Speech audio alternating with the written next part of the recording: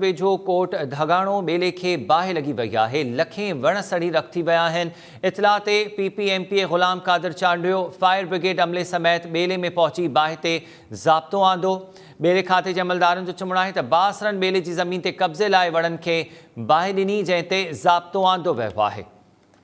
बाहि सबब 250 एकड़नि ते बीठल 2.5 खां 3 लख वण सड़ी रख थी विया आहिनि। आगाह कयो आहे त काज़ी अहमद वेझो ॻोठ धगाणो बेले खे ओचितो बाहि लॻी वई ऐं बेले खाते जे अमलदारनि जो चवणु आहे त बासरनि तरफ़ां बेले जी ज़मीन ते कब्ज़े लाइ इहा बाहि लॻाई वई, जंहिं ते फायर ब्रिगेड जी मदद सां हिन वक़्तु ज़ाब्तो आंदो वियो आहे, पर 2.5 खां 3 लख वण सड़ी चुका आहिनि। तफ़सील मालूम कयूं था अला रखियो सियाल खां। अला रखियो, वधीक आगाह कजो। PP जो मक़ामी MPA बि हिते पहुतो, बाहि विसाई वई आहे हाणे।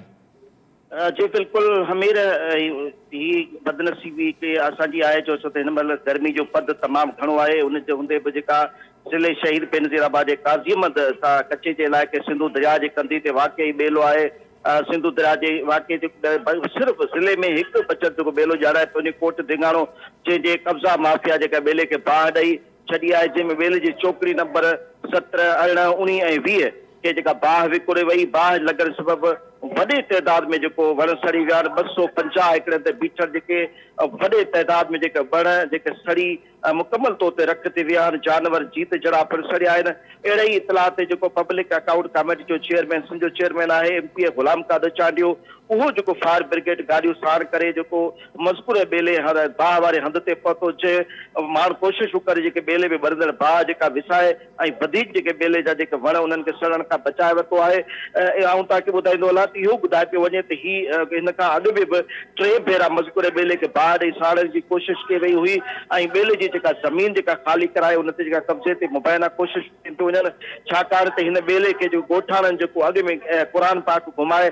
ऐं जेके ॿेले खे वढण खां रोकण जे लाइ कई कोशिशूं कयूं। उन खां पोइ ॿेलो ही जेको जेका सूंहं जी अलामत छॾे पियो, उन ॿेले खे हाणे जेको अणॼाण माण्हू जेके उहे धनार या जेके बेले खाते जा अमलदार ॿुधाइनि पिया त ॿेले जी ज़मीन ते कब्ज़ो करण जे लाइ इन खां अॻु में बाहि लॻाई वई आहे ऐं बासरनि तरफ़ां इहे कब्ज़ा करण जी कोशिशूं कयूं पियूं वञनि।